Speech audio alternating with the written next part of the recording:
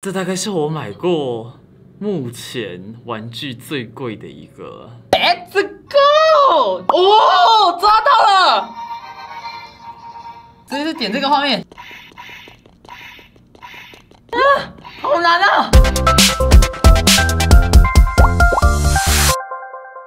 嗨，各位观众朋友们，我是雪兔。今日我们要来开盒一个很贵的宝可梦玩具。我相信大家对于这个玩具呢肯定不陌生，可是对于它的价钱呢一直为之却步而不敢购买。没关系，今天雪兔就来开箱玩给大家看，让你们自己去评估这一个玩具是否有它的性价比存在的。而这个玩具呢，就是我们的抓宝大冒险游戏机构。这个名字好长哈，抓宝大冒险游戏机构。这个玩具呢，它售价是1999元，所以你就算2000块钱吧。2000块钱一个游戏机，其实真的是蛮贵的。要不是雪兔刚好有可以折扣的钱，不然我真的是买不下手，好不好？我真的买不下手。倘若想要去买便宜的话，可以去虾皮，虾皮上面我看到最低有卖到1700吧。如果它的价格是1500的话，我可能会更推荐。1700可能还是稍显贵了一点，2000块钱就先暂缓，好不好？这个游戏机呢，应该算是宝可梦首度出的才对哦，没有，它前面还有一代，可是也是同样是这个宝贝球，所以我不会讲说它是一个叫做第二代，我反而会讲说它是第二个改版内容，但它的游戏机呢还是同样的就是了。上一个这个游戏机构呢，我相信有些人应该有拍，你们可以去找看看。那我有去问说，有小豪的主角呢是不是最近刚改版的？然后店员跟我讲说是，那我当然就是买来玩看看啦。那上面呢有写说电视动画的人物呢也会登场，以及使用轮盘前进游戏格小豪导航。小豪这个主角不是他人气高吗？我记得一言难尽，对不对？然后上面还有写说什么有24种不同的互动捕捉挑战。哎呦，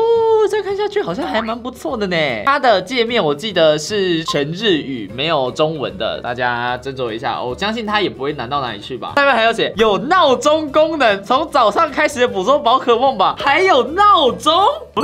那它还有什么？最重要的是可以挑战宝可梦锦标赛，能跟我们的丹帝对打吗？那真的是蛮有趣的耶。然后它侧边也有写说我们的游玩的方式，给大家看一下。游玩的方式就蛮简单的啦，就看到宝可梦的话，该上精灵球。如果它是有音效加上绿色的话，就代表你成功捕捉到了。失败的话，精灵球会自己打开，这么可爱啊！还会自己就这样弹出来啊。旁边还写说什么精灵球收到电视动画的声音时，会跟着一起联动。真的还假的啊？真的假的啊？所以它的主题曲是什么啊？它的主题曲是什么啊？我不知道哎。那没关系，我们来开箱吧。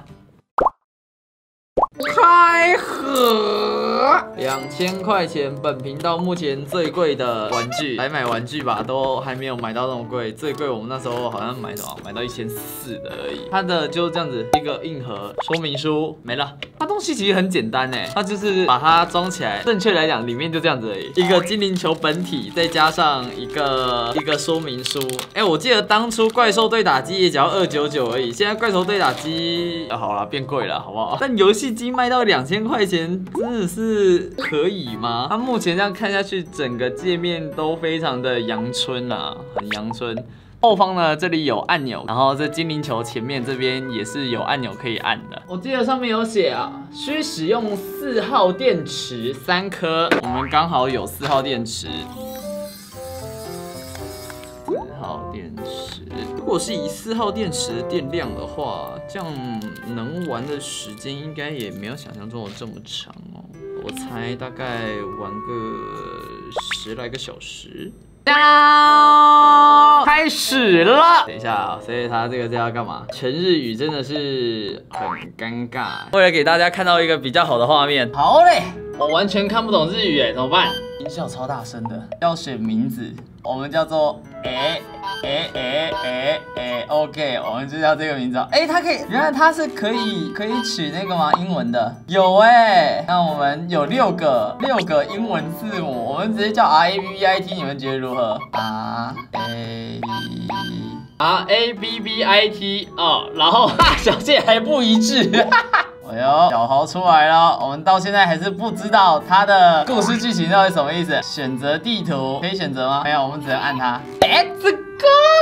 我们刚刚在一个像是大富翁的轨道上，现在呢要它开始在闪烁了。所以我们现在走到是闪亮亮的星星格吗？哎呦，是皮卡丘。所以我们要讲正中间的时候按下去吗？啊，应该是要盖起来，我猜是要盖起来。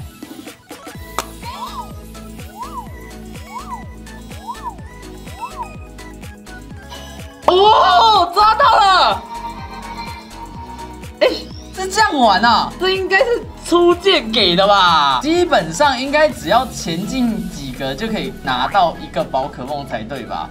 然后宝可梦的属性呢，随机，所以现在这个它有分听音乐感应、闹钟、设定。那我们再继续抓一次，它的解锁的地方还蛮多的哦。我们还继续一开始我们的点 ，Let's go。2格，这是可以再甩一次吗？哎呦，超细的果然哦！我想要看它弹出来的样子，这是什么意思啊？盖起来吗？哎呦，它打开来了！我不懂，刚刚应该是要呼喊它出来吧？火属性，火巨鸡啊奶子，哎呀，好可爱哦！哎呦，这是什么意思啊？我们可以离开这个界面吗？如果我直接盖起来的话，再打开会怎样？没怎样。然后他只能强制玩呢。哦，是什么意思？看不懂啊！好细的，我突然忘记他叫什么名字，怎么办？抓准时机盖起来。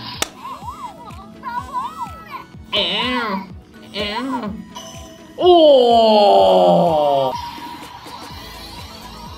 不是啊，我要跳出来，给我出来啊！好的，我们刚刚呢，终于跳出来了，到主界面。我想要看看它的宝可梦世界锦标赛到底是什么意思。这是什么鬼东西啊？999啊？这是要干嘛？哎呦，我的耿鬼队小拳石，现在在干嘛？打他？连续点击点画面吗？直接是点这个画面。啊，好难啊！赢了！这什么宝可梦相扑啊？累死！排名上升9799，我们上升200哎，这个也可以增加一点点的等级咯。行啊，等等，我没有想要再打的意思啊，这个打好累啊。对了，现在想要知道这一个感应它的这个音乐到底是什么东西？好的，各位，我刚刚研究了一段时间，对，因为它这个真的是有点小小的麻烦。它所附上的这个说明书呢，其实还不错，它有把基本上所有的操作指南，还有你可能会遇到的关卡要怎么去做应对，都会告诉你。那音乐这部分呢，你可能要去扫一下这个说明书左下角的 QR code， 扫到了之后就会到这个宝可梦游戏机的官方里头。那你到这里头呢，你就可以找到说它所谓的音乐要去哪一个影片找。很尴尬的是，它在这个官网上面只有释出2个可以联动音乐的地方，点进去就是该地区是无法播放的。我一个 what the fuck， 我也不知道这一个名字到底是什么，反正我是丢上去 YouTube 来去做查询嘛。我这里就找到了一个 OP， 我测试看看好不好？我来测试看看有没有办法跟这个联动在一起啊？好，没有用。如果各位知道这个音乐到底是找哪4个，请在下方留言给我好不好？我真的不知道它的音乐到底是哪4个，我不知道，我看不懂日语啊，我找不到啊。在这边的话，做一个小小的总结，它只剩下一个闹钟，我觉得这个算了吧，闹钟这个我觉得没什么关系。